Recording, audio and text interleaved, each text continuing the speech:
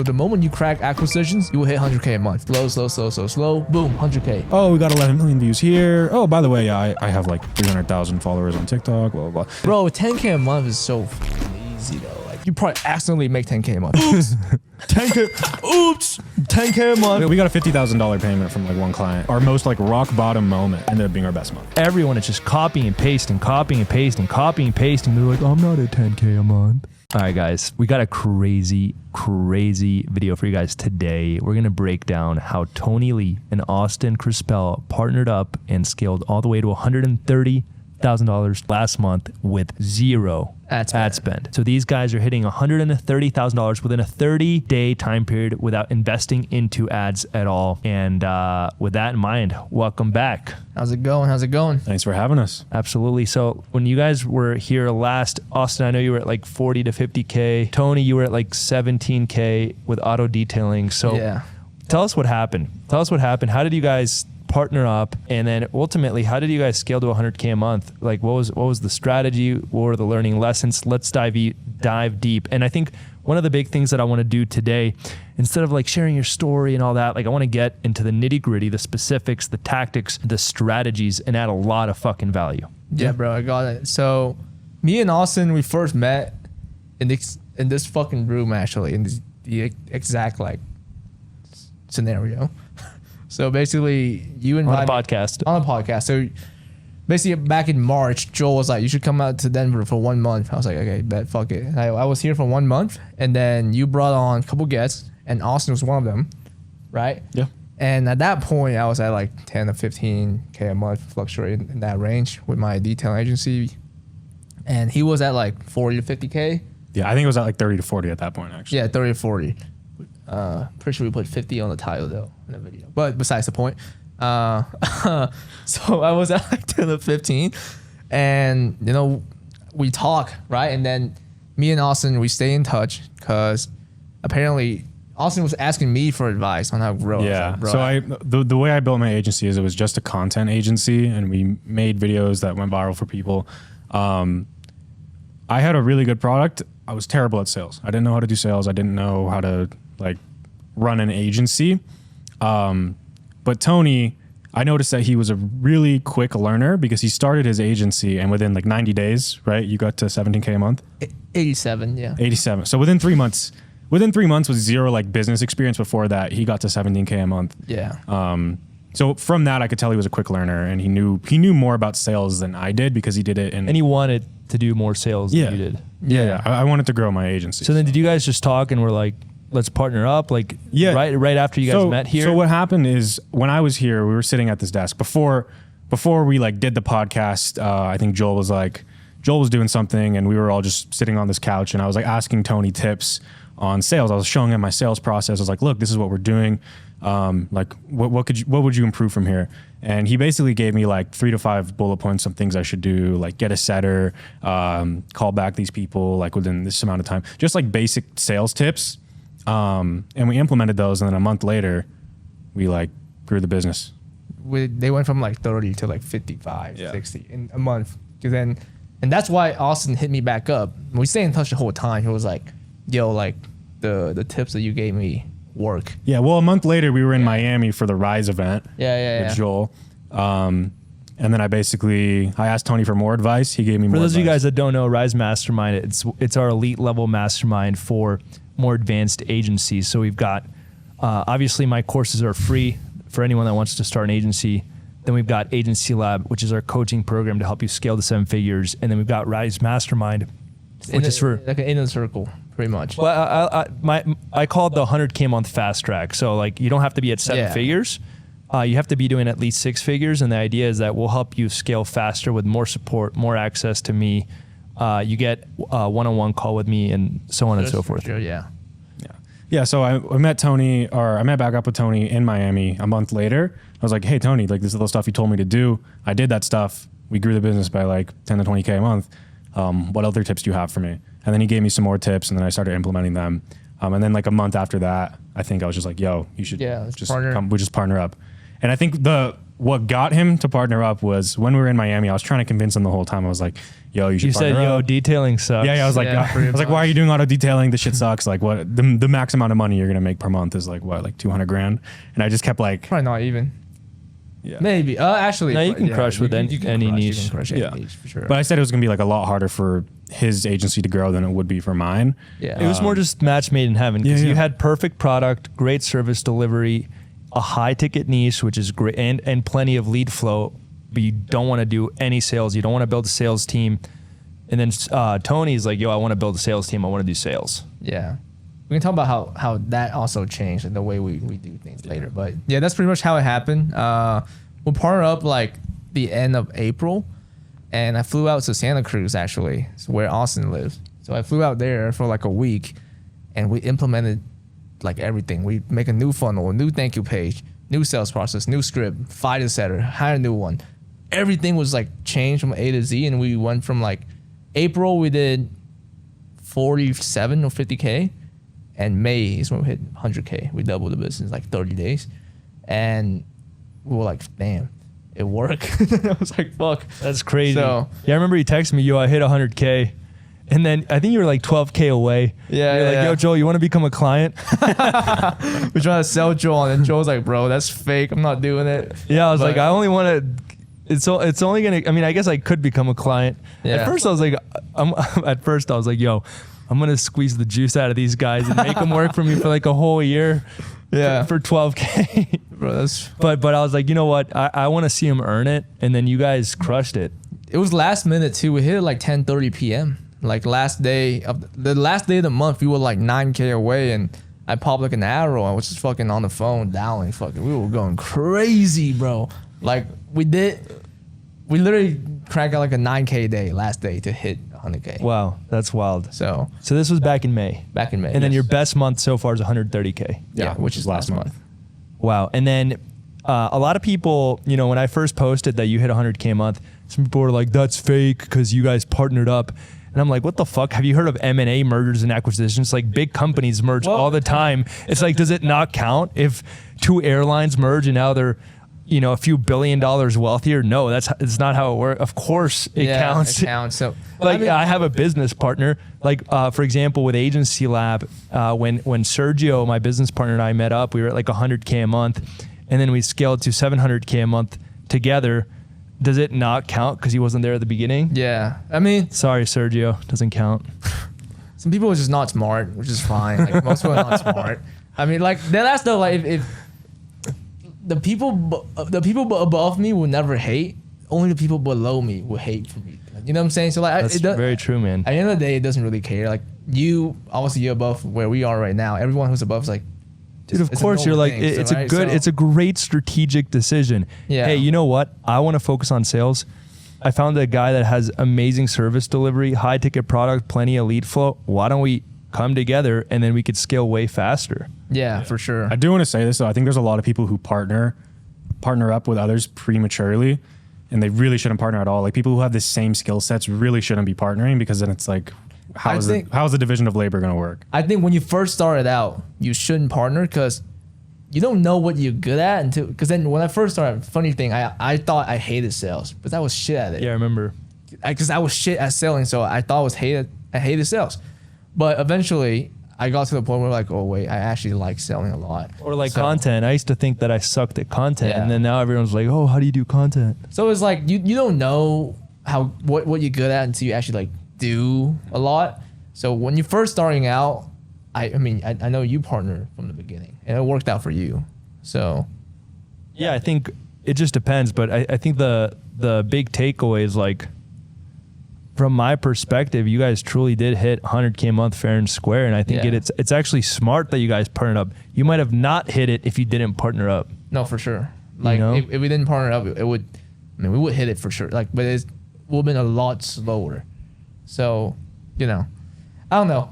I mean, one of my core philosophies, like if you want to go far, go together. You know, rising tide raises all ships. I'd rather have a small piece of the biggest fucking pie in the world than have the entire pie, but it's tiny. For sure. I think even like If you look at like the richest people in the world, they only own like 10% of their entire company. If you look at Elon Musk, Jeff Bezos, all those guys, they're not majority owners, they're minority owners in a massive, massive multi-billion-dollar company. So I think everyone's like trying to have the whole pie, but it's like you just don't understand how business works. Yeah. And I think there are some solo CEOs and solo founders that execute very well, but it's rare. Like if you look at like Microsoft, Bill Gates had business partners. If you look at Steve Jobs, he had Steve Wozniak and Tim Cook as the COO to make sure that the ship was running on time. So it's like, yeah. And this is a study to something. I'm not too sure, but it's like they did a study on like the biggest company, just like always minimum like 3 founders, like ones who handle the product, ones who handle the acquisition, one handle the ops, and that's like the common trend amongst the biggest companies. So it's like, you know, like people, even the people who crush it at first hit 100K a month solo. I feel like in order to get into the next level, like the mid 8 figure, like 9 figure, they gonna have to get another partner. That's my thought. So, what happened? How did you guys hit it? Like, tell us a little bit about the strategy. Did you guys run ads? It was a bad strategy. We for sure scaled the business incorrectly, and I can elaborate on that later. But we basically just run the play that you told everyone to do, is run pay ads, right? Find a way. So really what we did was we crack acquisition, like the acquisition model. So the moment you crack acquisitions, you will hit 100K a month. For some people, it might take them 8 months to crack it, but you see explosive growth in most agencies, like slow, boom, 100K. So it's like the moment you can consistently book the appointments and consistently hit projection when it comes to closing people, you will hit 100K. So what we did, and even I was surprised, is that we found a way to consistently book the appointments, which is from TikTok ads, right? And I know how to sell. We implement a new sales structure, sales process in place, and we start closing at a consistent rate. So that was the reason why we hit 100K a month. And what were you closing at? What was the package? We did back then was 4K a month, or 7,500 for 2 months, or 14K for 4 months. So it was like kind of high ticket, and I think it's too cheap. We upped the price now, but before that was the price. And I was closing like 32% 1 month. Is it 30 or 32? I'm just kidding. Somewhere there. And then like 31. What you said you did it the wrong way. How would you do it differently the second time around? And by the way, I have this theory. Everyone scales to 100K a month the first time the bad way. I don't really know many people that have scaled the right way to 100K a month. And even if it's the right way, like I have a really good friend who scaled to 100K a month through pure referrals, pure retention, slowly but surely. But now he's a one-man show and he's stressed out of his mind and he's running the whole thing. So it's like, it's just very hard to build $1 million business perfectly the first time. Yeah. I always tell people, Frankenstein your way to 100K a month, and then you'll learn all the mistakes very quickly, and then you'll be able to build it the right way. We later, I'm gonna show you later, but then I literally took. Oh, just tell us now. Okay, cool. But so I can show you. So on the plane flying to here, actually, I wrote some notes on like pretty much like all the mistakes that we did. Growing to 100K. Damn, that's a lot. A lot of mistakes. A lot of mistakes. So I can go over some. Let's read them out loud. Just one by one. We acquired clients too fast, and we almost acquired our way to like bankruptcy, essentially. So at a certain point, like last month, we had like a 50K credit card bill. Yeah, we weren't paying attention to our books at all. Yeah. And then we had a 50K credit card bill, and we were supposed to get paid by our clients a certain day. We didn't get paid that day. Yeah. So we got the payments like later, and we had a huge credit card bill. We didn't have any of the money in the bank account because nobody paid us. Look at your books. Yeah. Yeah. So what else? Keep going. So just rapid fire them. Okay, cool. So that's the first one. Second one is we didn't track data correctly. So this is a really good lesson for everyone doing marketing, is that I think tracking where your close is coming from, like what angle is working well, helps a lot. So what we were doing every single week since we were a content agency, we're pumping out new angle every week. And eventually the whole fucking ad system got diluted. We don't even know like which one is working, right? It could have been the OG one was working really well, but we keep on testing out new things so much, and we didn't know like what angle was working. So we went to this whole thing of like, fuck, now what? We changed this too much. So tracking data, tracking sales data. I was making 4 new ads a week. We didn't know which ones were the ones that were. Yeah, tracking sales data correctly, understanding like the like where are people dropping off. So, you know, we were trying to fix a problem that wasn't a problem. When we mapped it out, we're like, oh, we actually have a no-show problem, not like a closing problem. If we get a show rate here, blah, blah, blah, right? So no tracking data was the second mistake that we didn't do. Not knowing LTV and our churn correctly. So we thought our LTV was like 15K, right? Did the math, it was not 15K. So we didn't know LTV correctly. We didn't understand churn. So we end up overspending to acquire clients. So we were spending like close to sometimes like $2,500 per client. And then our LTV was not supposed to be that low at 25. So understanding that, and let me see, scaling too fast. This is kind of like I think like a more personal. I think we. But do you think that you're only saying that now? Yeah. So in hindsight, It's like because if you never scale too fast, you'd be stuck at. We kind of both knew, like the whole month we were like, yo, we're gonna scale to 100K a month, but this is strictly an ego play. Like this is not that. Well, I don't know if it's an ego. I think it's also It is a great an ego learning. play, though. No, but it's also a learning play because, you know, I've coached now over 100 people to hit 100K a month, and I'm telling you, there's people that are stuck at like 30, 40, 50K for years. Still. Why are you laughing? You know what? Bro, what's wrong with you, bro? My bad. You have issues. I'm gonna just go live right now and say, Tony, bro, you need to go to therapy or some shit. My bad. Just kidding. Look, bro, like if you stuck at 30, like no hate. It's still not unless that's what you want. If that's what you want, that's all amazing. respect. Like I don't want to diss on anyone. Like for sure. But if you want to hit 100K and you stuck, when you say you stuck, it's when you try to get to the next one. yeah, okay. There's people that are stuck still at 30K and they're wanting to get to 100K a month, and the problem is that they're trying to do it so perfectly that they never. It's almost like. Have you ever, Austin? I know you can lift very heavy weights. I know Tony can't, so that's why I pointed it at you. But you know how like whenever you're trying to push a PR, the form might get a little sloppy. For sure. But then if you. But it's the mental thing. It's like once you do it, and even if the form is sloppy, now you know you can do it. And then it'll get cleaner over time. For sure. It's kind of the same philosophy, but the problem is most people just never push themselves to that level, and then they never hit the goal. Yeah. So yeah, scaling too fast thing. So now you're trying to scale the right way, not the fastest way. Yeah. So I think we need to optimize for certainty. Like do something that's for sure can get you the result, not quick. And I think you're right. From 0 to 100K, you just fucking find a way to get there, even though it's sloppy, messy, whatever. I think you should get there, because then like we would have not learned these lessons if we didn't get there. But and also setting goal too. Like I see a lot happen in like agency lab, not agency lab actually, like new agency owner is they will set some crazy goal in a short amount of time, and I would ask them like, how you gonna get there? I don't know. I'm like, okay, did you see yelling random numbers?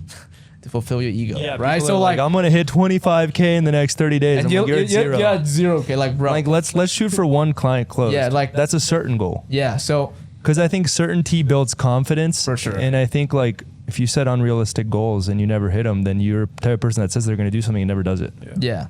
Another mistake is understanding revenue versus cash collect. So we were doing a lot of pay in full. This is a cash flow thing. So if someone pay you for 4 months of service, it doesn't mean you profit more in the first month. You still have to fulfill for them for 4 fucking months. So your revenue is, your cash collects 15. Let's say, for example, we close 4K a month. They pay up front 15K for 4 months, right? So our cash collect is 15K. Well, revenue would be 15 divided by 4, so whatever that is for that month. So, because then we still have to fulfill for them every single month after. So we thought we were profiting a lot more than we were actually are. We started spending like money like we were profiting a lot more. But then we still have to fulfill the clients. So that was another thing that kind of fucked up our cash flow. Now that I understand that, it's a lot better. This is great. Keep going. Rapid fire. Knowing our finance, again, we didn't know where money was going. Like, not until like the last like 30 days, we knew how much editing costs us. We run a content agency, and we didn't know how much we were paying editor and stuff. So knowing like where like you don't have to be like a fucking CPA, like an accountant. Just knowing like where's money going. So what do you guys do now? We don't have a bookkeeper.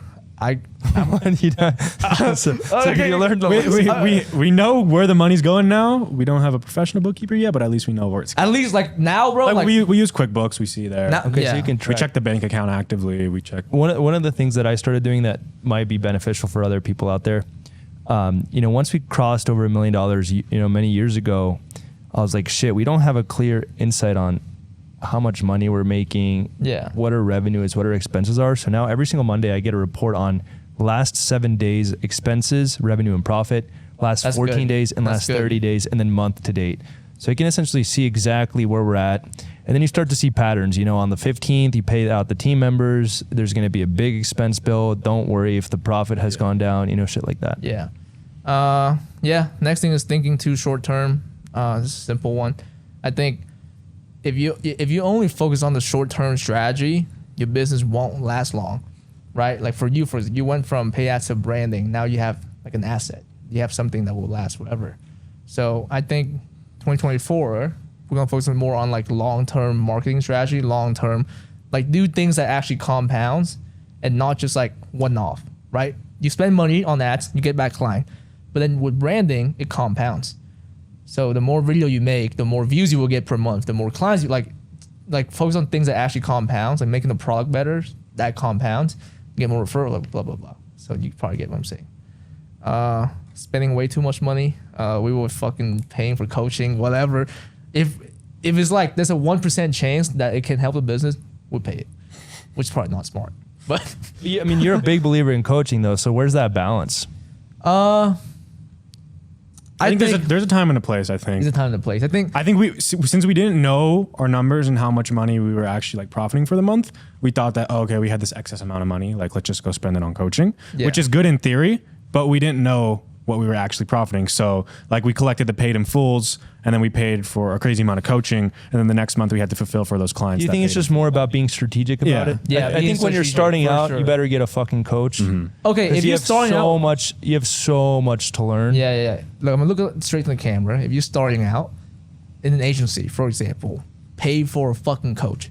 Obviously, I'm gonna recommend Joel because Joel helped me out, but it doesn't have to be Joel. I know it kind of has to be. It has to be Joel. You're watching this in his job. If you're not watching this Joel. shit, unsubscribe the fuck now. If you're watching this shit, I'm a pitch. Unsubscribe right the fuck now if it's not me.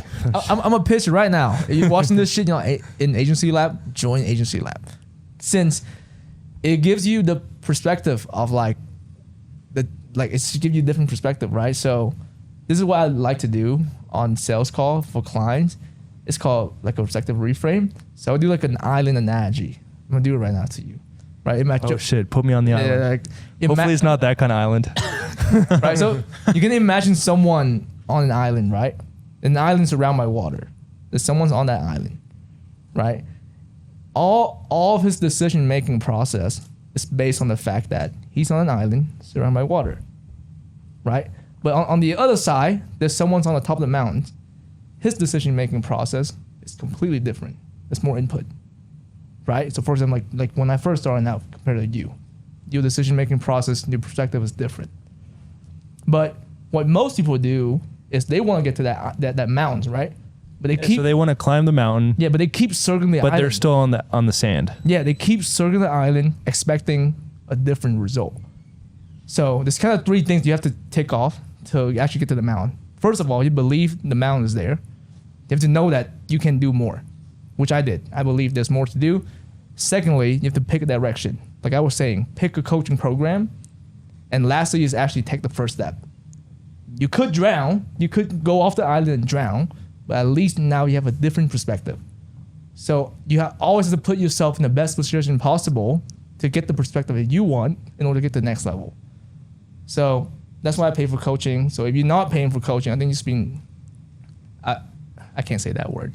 If I think it's the whole short term versus long term. I think there's also a time and place. There's times where you shouldn't invest. There's times when to invest. I think just investing to invest to get it, spend as much as humanly possible is dumb, but I think strategically makes a lot of sense. Yeah. It's also, I think Matt Shields actually, Matt Shields, he's a client of yours. He told Josh, my good friend, when you invest too much into coaching, there's too many chefs in the kitchens, right? So when you're first starting out, I think just pick one person. Just learn from that one person until you can consistently do what that one person. I didn't invest in anyone else until I hit like 20K a month with you. No? So like, just pick one person, just do that, learn the process. So Yeah, I love That's a that. good point. So you guys hit 100K a month. You know, Oh, now you've learned a lot of different. there's 2 more. Okay, keep going, keep going. Oh, it's 3 more actually. Tolerate bad team members. We have people on the Say team. tolerate them or don't tolerate them. We tolerate too many bad team So you members. tolerated mediocrity. Yeah. And I think me and Austin both knew that they weren't supposed to be on the team, but we didn't pull a trigger. I think it just prolonged the process and make the last conversation more awkward. So there's that. There's a lot more to the product than just the service delivery itself. So we were banking on the fact that Austin was being creative as the main thing, but there's so much more we can do to increase retention, like client success, being organized, send them tracking. There's so much more to the product than the actual. You know what I'm saying? Like you selling ads. Let's say you get them leads. The leads is only one part of the product. Yeah, like So- rolling out a red carpet experience, making sure the first 30 days they have a quick win, make sure that you have the right expectations, build a relationship, not just focus on the results, all that good stuff. Yeah. And lastly is making big changes to Sun. So every couple months we will make like a huge change, and we don't know where's the result coming from, because then if you make 10 different things, change it at the same time, and you start let's say you at 0, then you at 10K, you make fucking 50 changes, you get to 100K. You don't know which one's working. So it's good to do one thing, implement step by step to see which one's working, which one to remove, stuff like that. So Yeah, one of the hardest parts about like blowing up on social media has been that I'm getting more opportunities now than I've ever gotten from people that are very successful. Like we're talking damn. I had a 9-figure entrepreneur offer me 45% of his business. And then you didn't take it? we didn't take it actually. Why not? There needed a lot. There was a lot of work to be done, and I would need to have dropped everything that I currently have Yeah.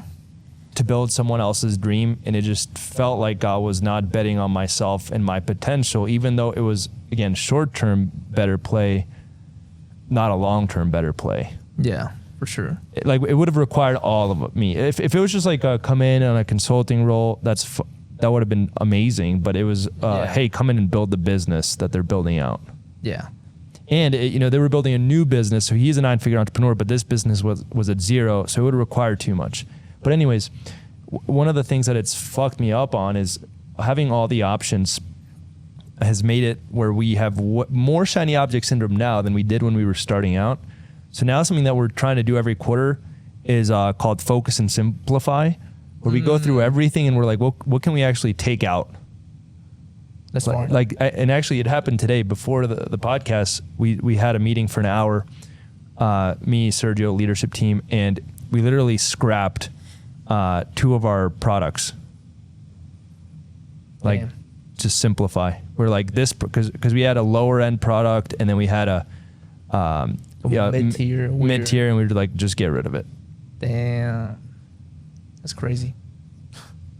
Anyways, keep going. Yeah. So the last mistake is more like a personal mistake, not like business. I think I compare myself too much to other people, and my self-esteem is tied into money way too much. And I think it became clear to me when I moved in with Josh, right? Because then I moved in with my best friend like Josh and my friend Justin, and they would call me out. And by the way, if you're young and you have the money to move in with your friend, like you should. Like it's actually so fucking good, because because especially good friends who actually call you out on your shit. Like I would shit talk them on things that I don't know. Like I feel like I was being like insecure because the fact that like I think Josh called me out because then last month he did better than me. He made more money than me, and he was like, Tony, I feel like you're not happy when I'm winning.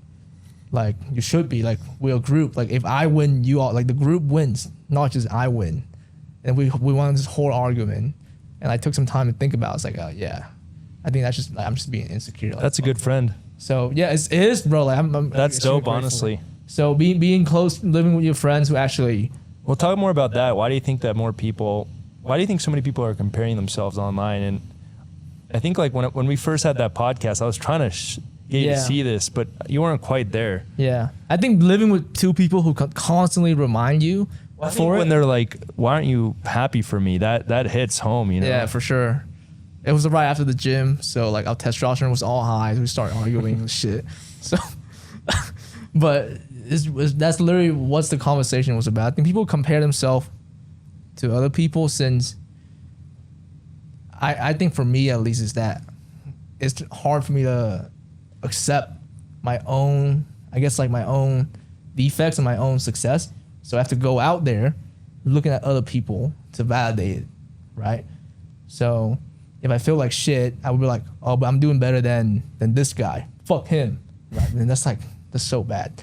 Or if I feel like my ego's too high, I'd be like, oh, but then this Joel who making 8 times what I'm making, right? So a little more than that.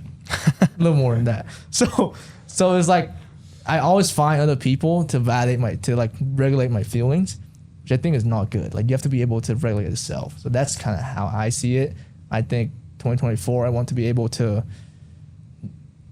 like not be so insecure, not let my self-esteem to like sucked up too much on the money, on like all this stuff, and just live, you know. And I think Josh, bro, he called me out. You have to almost be, it's business is really hard because you have to be so attached to the outcome and at the same time 100% detached. Yeah, it's so hard. Where it's like, I want the money, but it does not define me. Yeah. 'Cause you need to like have the goal and push yourself, but at the same time, you can't let it consume you. Yeah. You can't let it eat you alive. Especially since if you're first starting out because of your insecurity, like when I did, I want to make money, not because I was never like entrepreneurial growing up. I literally just want to make money to show people I'm better than them. Did you know the study, like 80% of successful entrepreneurs got bullied growing up? And let's go. we both got bullied. So I think it's because we're like, okay, this is Austin got bullied too. We use business as a way to feed our identity and, you know, fuel our self-worth. And then we end up making the wrong decisions. For sure, bro. For sure. But business is also like a coping mechanism because like if something's going wrong in your life, you can just work on your business. You know? Yeah. It's literally coping because then I literally told like my friends like, see, the reason why I want to make so much money more than everyone else is that I'm Asian, so genetically I'm already behind. Right? It's just normal, right? Like I can't change that. Like that's how it is. I'm fucking from Vietnam. I've been eating Vietnamese food for 15 years. My genetic is the worst. Is that how old you are? 15? I'm 20 now, but I moved here when I was 15. And then, you know, so so physically, it's hard to compete with most people, which is fine, right? Secondly, I'm fucking not the best looking guy. I'm like, okay, let me reframe that.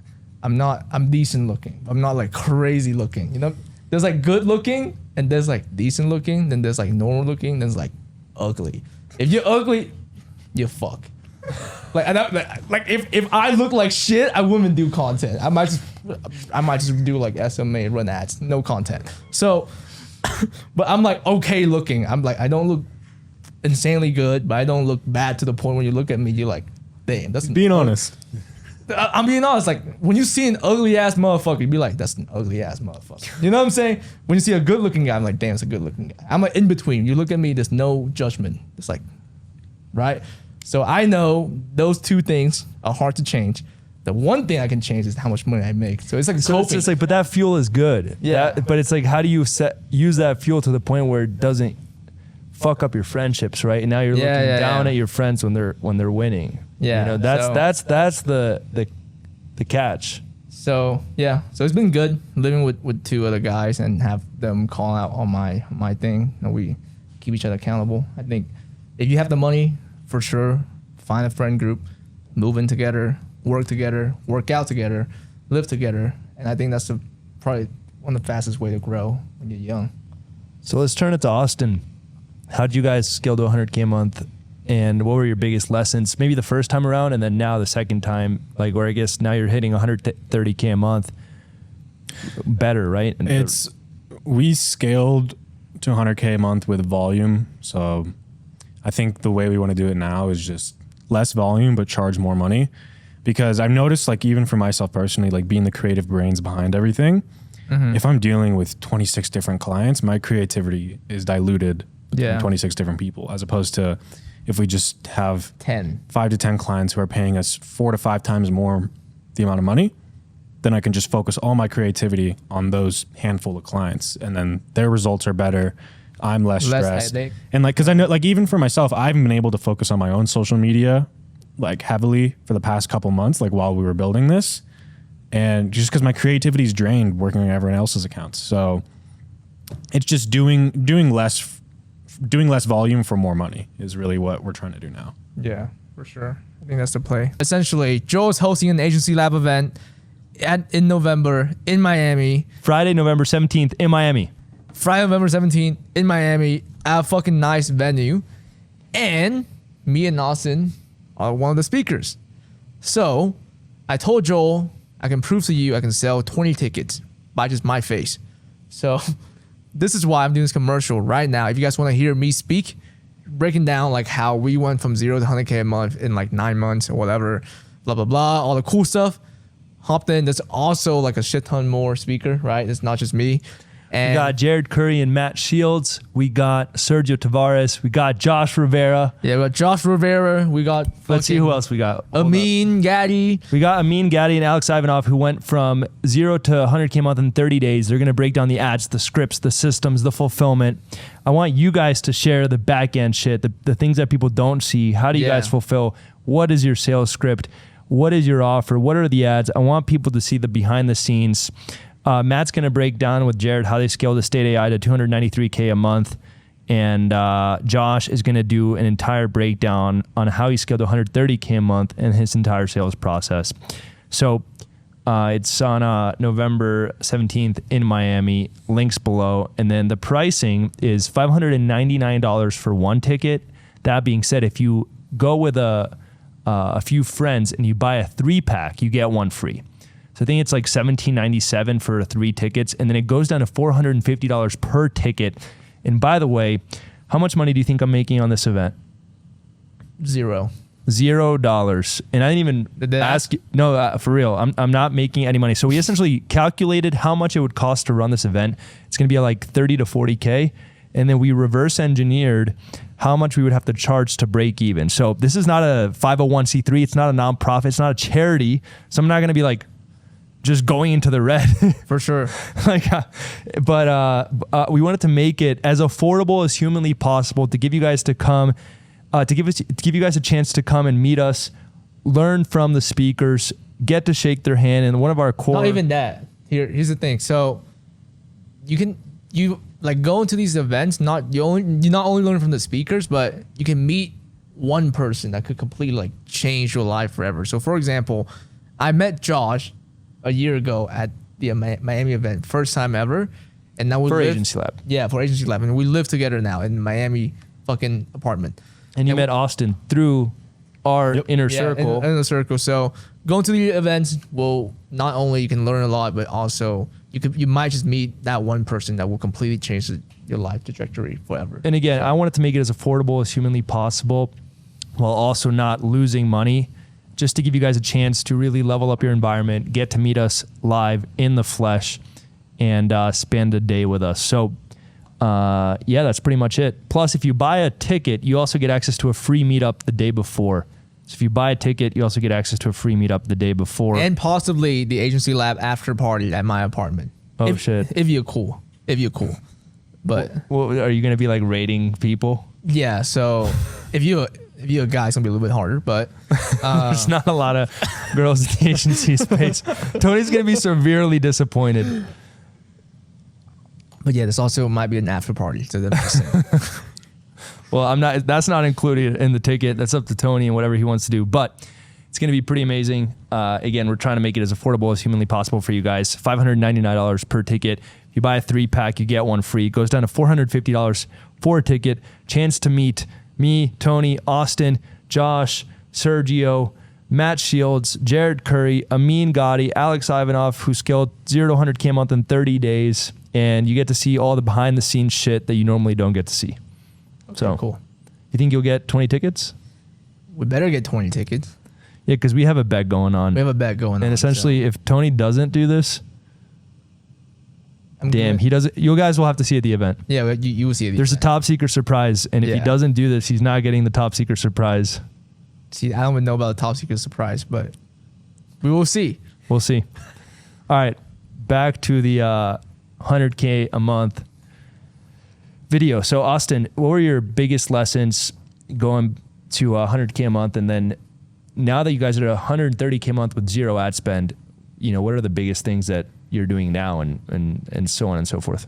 I think the biggest thing we're doing now is just focusing on network, because in order for us to scale, we're not going to do it through ads. We're going to do it through our network. So it's just building out like a massive referral network, getting good results for our clients so that they recommend us to other people. And I think the way you get to 0 to 100K is going to be completely different the way you get to 100K to. Depends on how you run the agency too, though. Yeah.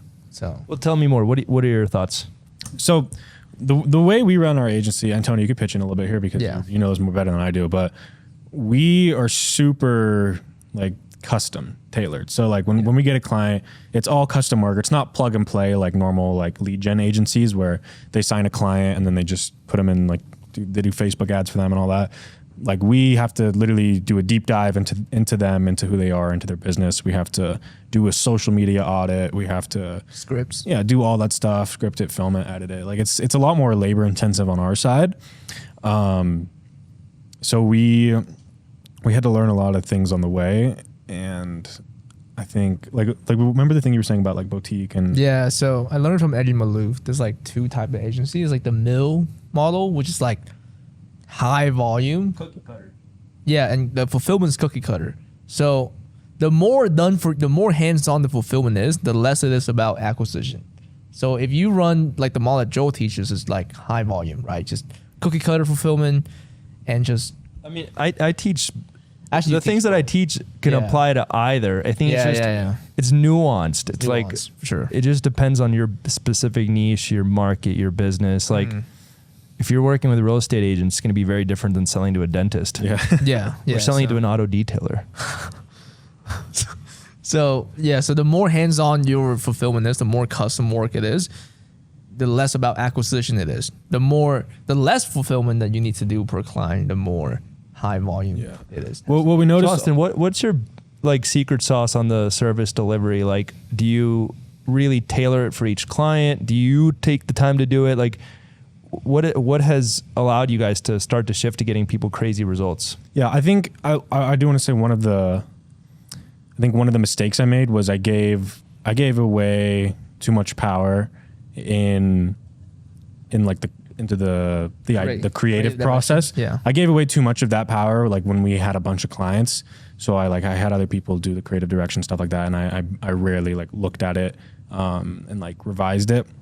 And I think that's where whenever I was less attached to a client, the results were worse. So I noticed the more I'm looking at a client, the more I'm reviewing the scripts, the more I am directing them, filming the video, the better the videos do because I'm the one that has it like in my brain.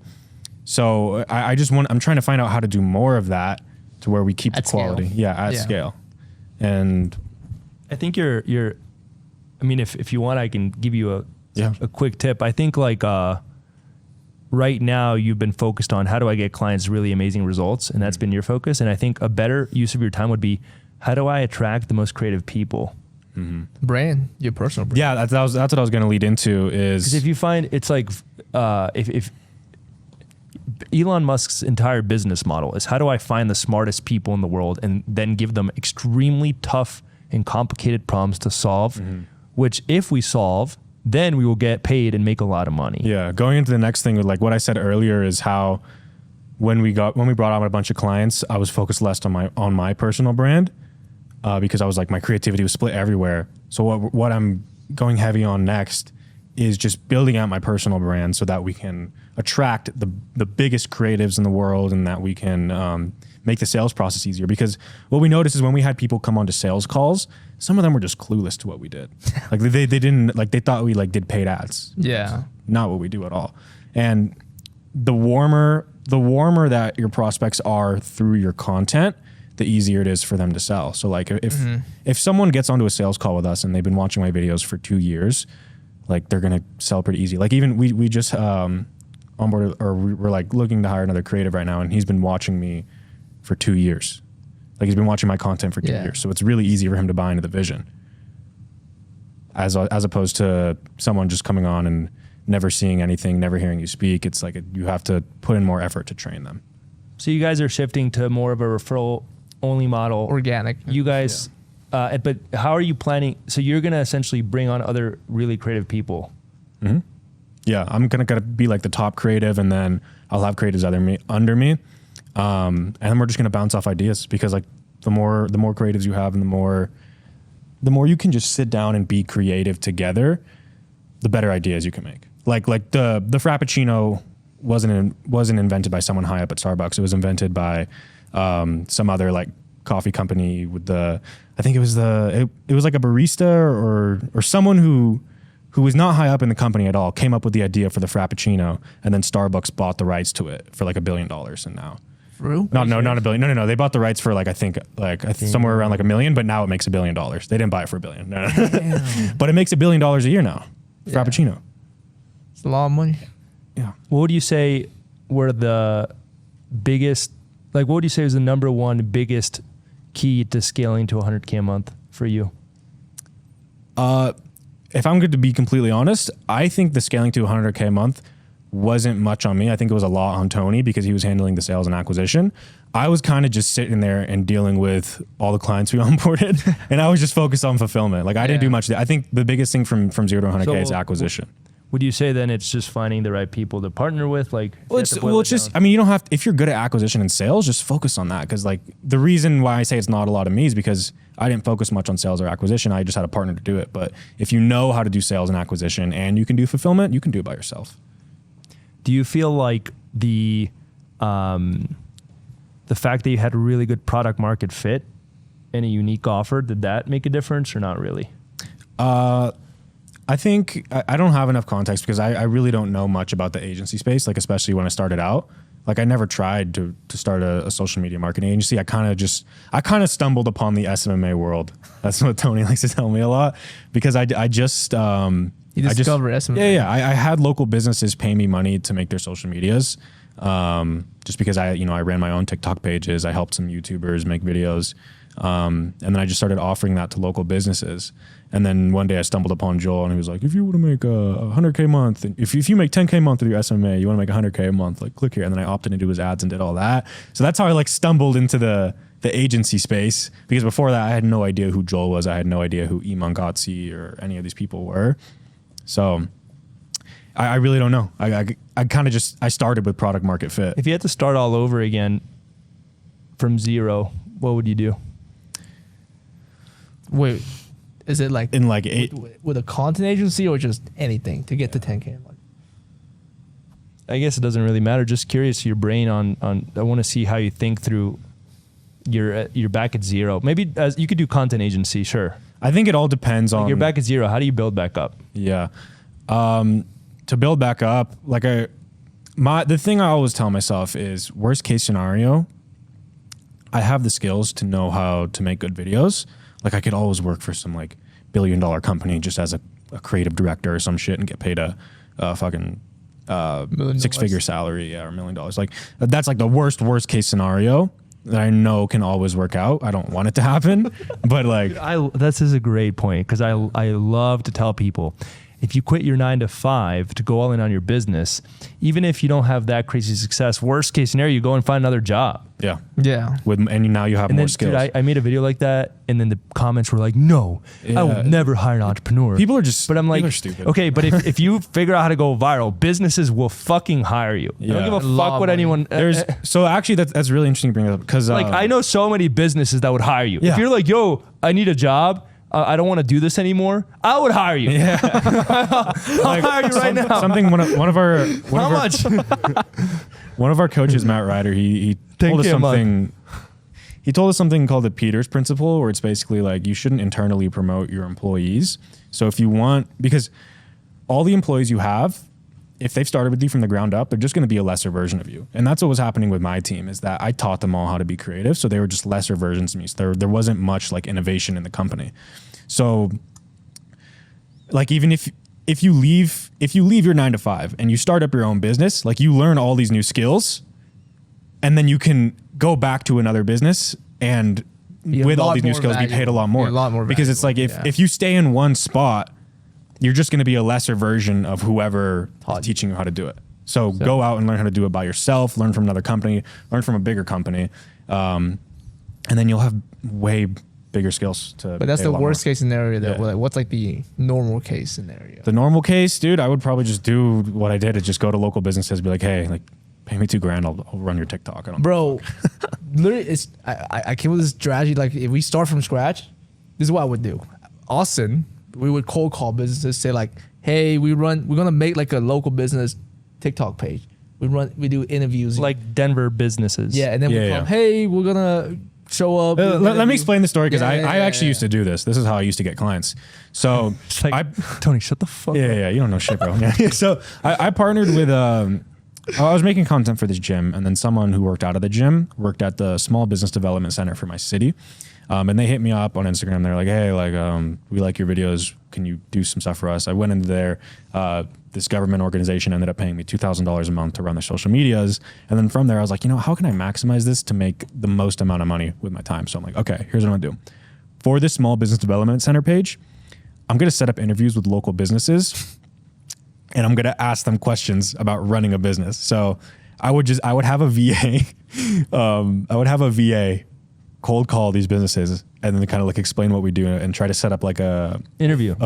Yeah. Where I would go to their business. Yeah, for content. So then they would set up the interview, and then like once a week or twice a week, I'd have these days where I would just drive to these businesses, and then I would just have my camera, I'd have the whole rig.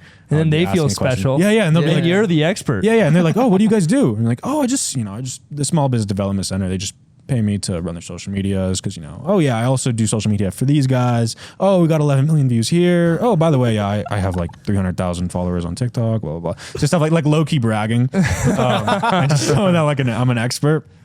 And then just like just 17 million views, bro. Yeah, like just through that, I helped a plumber just go viral. Yeah, it piqued curiosity, and then some of them ended up signing with us.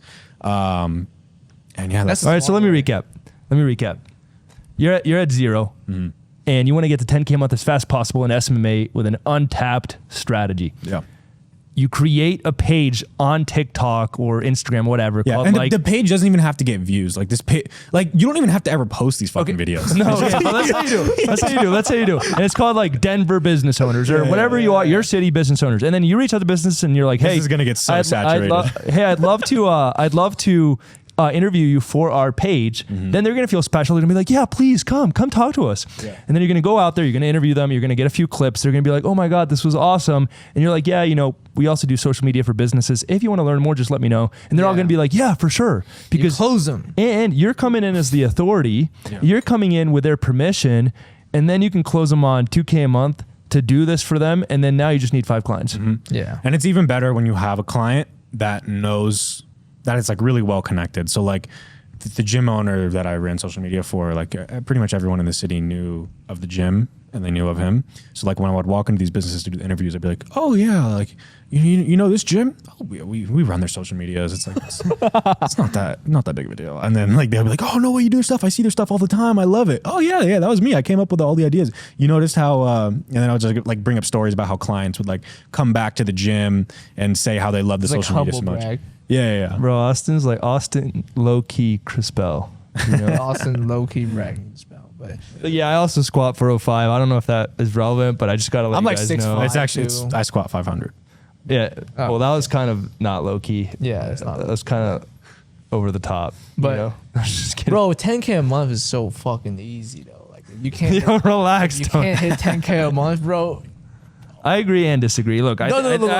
I think from 0 to 10K, it's all mental. Like, bro, you can just like start doing shit. You like the biggest thing is the mental barrier. Joel, if you hang around with you probably accidentally make 10K a month. Like even like you know what I'm saying? Like 10K, like you just have to be. That's my new offer. Accidental 10K a month like, guaranteed. If you join Agency Life, you probably oops. 10K. Oops, 10K a month. Like, bro, what do you have to do? Just fuck around. Like, just start doing. No, you whatever. said something else. What else did you say? You said join what? Agency Lab. Okay, I couldn't hear you. I just wanted to hear. Oh, it one okay. time. Yeah, but like, if you can't make, I think it's both. Hitting 10K a month is both extremely easy and extremely hard. I think that's the honest truth, because it's very simple. Like, hitting 10K a month is achieving product market fit, so finding a business model where you have something that people want to buy, either a service or a product, and then building up the right skills, the right belief systems, and the right character traits to be able to go out and execute on selling that product or service to a few people. Not even that crazy. bro, Austin gave you the blueprint. But 10K a month. the problem is a lot of people are too scared to get rejected. They don't have the confidence to put themselves out there. And the moment it gets a little bit hard, they're like, oh my God, I can't do this. And they crumble. So it's like, it's both, maybe the right word isn't easy, but it's very simple. It's very simple. Yeah. It's very simple. And easy. It's pretty fucking easy. Bro, I did it. Okay, by the way. I mean, it's easy for us to say do it. because now we have like 10K days. And we're like, oh yeah, we make that in a day. Like, what? That's the humble brag. Yeah. We got that's easy for us because I squat 500 and I'm squatting and then I'll be like, oh shit, is that a 10K day? We had like a 50K. Like, we got a $50,000 payment from like one client in one day. So it's like looking at the 10K a month. It's kind of. No, I'm just, but then, bro, like So why do you think, what you said belief? What are the beliefs people need to learn? Yeah, I mean, I what think holds people back? A majority of it is they just don't do enough reps. Like they see a little, they fail a little bit, and then they're just like, oh fuck this, I'm gonna go back to my job. Like it's seriously that. Like everything that. What else? I honestly just think that's a big, like they need to know like base levels, like basics of what they need to do, and they can just find that on YouTube. Like you post free shit of that all the time. They just need to know like the basic step by step, and then it's just put in the fucking reps, and then if it doesn't work, just keep doing it for a little bit. And then if that doesn't work, like after a month or two, then okay, maybe you switch. No, you just keep on doing it after a month or two. I think the biggest thing is holding most people back from ever hitting 10K a month. Like I had this one student who was like, yo, Joel, I sent 5,000 cold emails, 200 DMs, and I'm not at 10K a month. And I'm like, okay, well, let's look at your script. They copy and pasted the same script from years ago. Yeah. And they also don't realize how much effort is actually needed to hit 10K a month. So for example, when I was sending 15,000 cold emails per month, I was closing 1 to 2 clients from that. That's like 2K a month total from those 2 clients. So that's peanuts. So it's like 5,000 ish is not enough. And it's like, I think the biggest thing is people need to do way more than they realize, or they need to innovate and do things that are in a more unique way or a better way. Because you can also create a brand new cold email script that no one's ever used that gets way more responses, and you're going for quality over quantity. But if you just copy and paste, you're always going to be in second or third or fourth or fifth place to the person that came up with that strategy. Cold email is not dead. SMMA is not dead. Amazon FBA, dropshipping, all this shit, even though I think dropshipping, is not that great, it's not dead. You just got to be better or different, and you have to do way more. I think that's what attributed to most of my success, is because like you gave me the blueprints of everything, but I didn't just copy and paste it. Yeah, bro, you made an ad where you were out in the fucking woods. I saw that shit and I was like, what the fuck? That's some crazy shit. This man is pitching social media marketing, short form content services out in the fucking like redwood forest in California. It's like, hey, do you want to blow up your business with social media? It's like, this guy's in the woods. But it's a pattern interrupt. Yeah, it's a pattern interrupt. But yeah, 10K. What are the beliefs to get to 100K a month? Sales. No, I mean, you also, yeah. What beliefs? Dude, it's honestly just like, I think the biggest thing that I was telling myself during that month was Austin. Wait, I was gonna say, just let me speak, bro. But this is like an important side note. Important side note. This is really important for context. So how important? Really important. Should people go to Agency Lab Live? Of course. I was just curious. I don't know. Keep going. This is side note. So the reason why it's hard for us to say the beliefs thing, I feel like since me and Austin, we get to hang out with people like you, like me, especially like I was on the podcast. You know what else you guys can hang out? Who? With people like me and you. Agency Lab Live events. But like, I'm only saying this because I love you guys, and I know for a fucking fact it has the power to change your life, honestly. And it's $450. how much $450? That's like, that's not even that much money. See now. All right, but back to the mindset. I think the most common thing that I told myself during that phase was this is where most people quit, because like we hit 50K. So in the month of June is when we had the 100K month, right? May. Or the month of May we hit. Okay, yeah, the month of May we hit 100K. And the first 2 weeks we did $50,000 cash collected, and then a week after that. No, we did. No, was it the first week we did 50,000? The first 2 weeks we did 35. No. I remember we did half, and then we had like a week of no sales. No. First 2 weeks we did 35. Third week we did 50, and then we 85, and then like the last week was like really the last 2 weeks there was like no sales. It was like really besides slow, until like shit. the very last day. Yeah. So it was like holy shit, like what the fuck, like what do we do? And I just kept telling myself, yeah, this is where most people quit. Like most people are just gonna be content with this. They're gonna give up. Blah blah blah. I think just repeating that to yourself, like when things get tough. I guess that's a bad example because we still made 85K, but like the month after that. The month after He's that, not a humble flex. no. Like the month after that, we had some like, Dude, I was making $73 million, and I was like, you got to keep going. we had some pretty bad moments. Don't give up. When we had a $50,000 credit card bill due, and we weren't gonna get payments for like a week. Like we didn't even know what the payments were gonna come in because like we still had to like ask the clients for the payments. So I was like, holy shit, like are they even gonna pay us? Like we don't fuck it. They could just bail out. I was like, yo, this is when most people quit. Like this is when most people just go back to a job. Yeah, and we ended up just doing kept a going. record month. Yeah. That month, last month. Like it was our most like rock bottom moment. Ended up being our best month because we just saw it through. Yeah. So, But it was like I was like hyperventilating in a hotel room at midnight. It was like terrible, but we just saw it through. That's cool. that is cool. Side Yo, note, Tony, can we talk about what's up? auto detailing? Yeah. So that niche. Please. So if y'all didn't know the story, basically I scaled 17K. I was like, Joel posted my masterclass like a couple months ago, and it blew up. Like the first video that blew on your channel. Yo, relax. Like It was first not video, the first one. first video ever blew up. I changed Joel's content plan completely. I'm just kidding, but Damn. Nah. no, but yeah. So that video blew, and everyone started going to the detail, all the detailing niche. It's actually bad. What? Like I've never seen anything like that where people like it was actually like I'm detailing. I'm like there's other niches. You guys can pick other things. But guess what, bro? The most people who pick that niche, they already quit. Since if you're, I'm gonna go on a rant. If you're so fucking stupid to the point where you can't pick your own niche, bro, you are like at that point you're fucked. Like it's like God can't save you.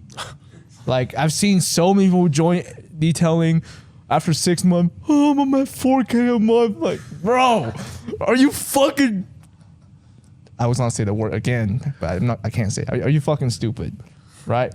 So I'm like, the people who joined that niche because of that video specifically, most of them didn't stay. Since it's just proved it's not the niche, it's not the tech, it's the person itself. So if you can't even think for yourself when you're first starting out, like Things are going to change. Yeah, and so you're not going to be able to adapt. It would never change. So like, that's how I see it. So Because people are going to get used to the ads. You're going to have to change up the copy, but they're never going to change the copy. They're going to use the old scripts. They're going to use the old like sales fucking process and all that. But then when so many people are doing it, it stopped working. it's, yeah. Yeah, like here, let me read you guys some cold email scripts that I wrote that I thought were very different. Because people in my group were like, or in Agency Lab. Here, let me show you. But like, is it that hard to actually like come up with shit though? Like, I feel like people are just scared to like make mistakes. Like, if you just try Here, out I said different this. things. Here's my cold email script. Ready? Hi, Dr. John. Subject line warning. Hi, Dr. John. Warning in all caps. This is a cold email. All I ask is for 15 seconds, and if you never want to see my face again, just reply stop and I'll disappear forever. Here's my offer to you. I will send you 10 dental implant appointments for free. You only pay me when the patient signed up for an actual implant treatment. There's no hidden setup fee. There's no retainers ever. Just pay for my results. And I'm even happy to throw in our famous Google review campaign that generates 50 new Google reviews in less than a week from your existing patients. And no, we're not like any other agency. Think about it. Have you ever gotten a cold email like this? Reply yes if you're interested. That's pretty Like, good. have you ever seen that cold email before? Never. Yeah, because it's fucking new and I made it. So I think Yeah. like everyone is just copying and pasting, copying and pasting, copying and pasting. They're like, I'm not at 10K a month. You have to innovate. Like businesses innovate. Like to succeed in business, you're gonna have to either be better or you have to be better than the people that are already succeeding, or you're gonna have to be different. Yeah. So if you're gonna copy them, you're gonna have to be more efficient. You're gonna have to do more volume. You're gonna have to improve the process. But if not, you're gonna have to be different. You know. Yeah. People are scared to innovate because, like I was saying, they're scared to make mistakes. Like, But that's how they win too. So it's like, you know what I'm saying? Like what? they're scared to innovate, but that's the only way to win. Yeah. That makes sense. Like no one, you know, back when I started my agency, Atlas Digital, we didn't have demo presentations. I made the demo presentation. You made that shit? Yeah, I remember seeing Russell Brunson Yo. come up with a perfect webinar, and I'm like, oh, wait, what if I just run prospects through a webinar live? And it was like, okay, well, I can't do a 2.5 hour thing. What can I take out and keep in? So it's like a 1 hour mini webinar live one-on-one with someone. That's pretty smart. That's actually pretty smart. I didn't know you made that. I thought that was like a Industry thing standard. already. No, or all the SOPs made that from scratch. I didn't hire an SOP coach. I was like, oh, how do other big companies run their systems? And I'm like, well, the big factories in the world, what they do is they have one part of the, like for example, Nike, one part of the factory focuses on the sole of the shoe. The other part of the factory focuses on the outside of the shoe. The other part focuses on the laces. Then you have another part that's for quality control. Then you have another part for shipping. So it's like, how can you take the same frameworks and put it into an agency? Or, you know, my SOPs used to be just videos that broke down how to do something. And I realized people kept messing shit up. And I had read this thing where in the medical industry, they used to have a lot of wrongful deaths because they didn't have a really good tracking system. Oh, wow. And then they started implementing the same process that the airline industry uses, which is a checkbox system, where when a task is done, they check it off. So an airplane is not allowed to depart and leave until they go through their entire checklist. So now all of my SOPs are not just like a video that shows you how to do it. It's a checklist. It's really Do this, We need to check it start off. doing Do that. this, check it off. And then you can't mess it up, because if someone or the person is lying and then, you know, fired. Yeah. Damn. No, maybe not fired, but you get the point. Like, bro, if someone is checking things off and it didn't actually happen, that's a serious conversation. Yeah. good. So it's like I took that from the airline industry. Ah. No one told me, hey, Joel, go take it from the airline industry. Yeah. Bro, it's kind of bad though, because then you can, even in agency, even you told me this, like so many people have to like ask for your permission to do something new. I'm like, let's fucking try. Like, you know, the people are like, Joel, should I do this? Joel, should I try this out? And I'm like, bro, if you're trying to be a business owner, but you have to run I everything. think with if Joel. it costs money, I think it's valid to ask. But if it's like something No, it's free, like a DM script. Like, Joel, should I run this DM script? I'm like, bro, just fucking run it and then like see how it works.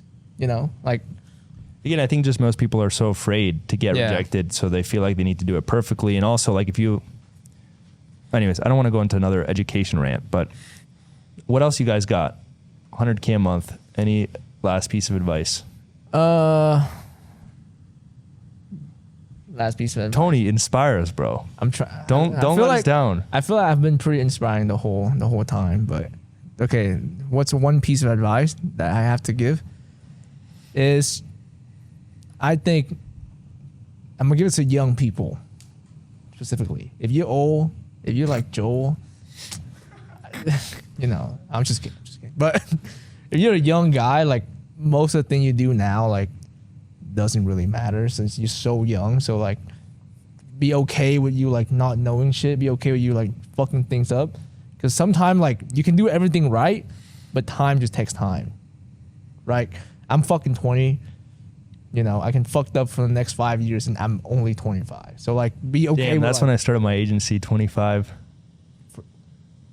Or 24. See, so if you guys are like 15, be like, oh, why can't I hit 10K? Joel didn't even start that shit till 25. and you did it by scratch at 24. 24. Yeah. So Right? like, You did it by scratch. You didn't have these fucking SOPs. You didn't have these scripts. You didn't have all this. Yeah, there was also, this is a I only had one good mentor, Nick Robbins, great guy. Like as far as like specific agency stuff. Yeah. I had other people that I paid. You know, I've even put testimonials out there that I regret for people that just didn't really help. But like Nick Robbins, he actually showed me his bank account. And he had a legit office with like a real agency. So you a pocket watcher back then? What do you mean a pocket watcher?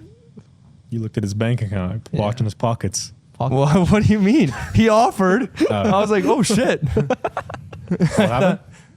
And then I paid him, and then now like it's amazing because he hit me up the other day. He's like, hey Joel, can I like pay you to teach me content? And like I do this thing where people can pay me $20K to fly in for the day and learn content for me. It's only for 7-figure entrepreneurs, and I'm like, dude, no, I got you. You help me out, so I'll just help you out. That's W. Yeah, he put me. He was a good guy. Yeah, he doesn't offer coaching anymore. Sorry, guys. Yeah, but also if we talk about coaching, pick the right coach. I feel like so many kids just pay these random guys on YouTube who make 10K a month money. No, they don't make 10K a month.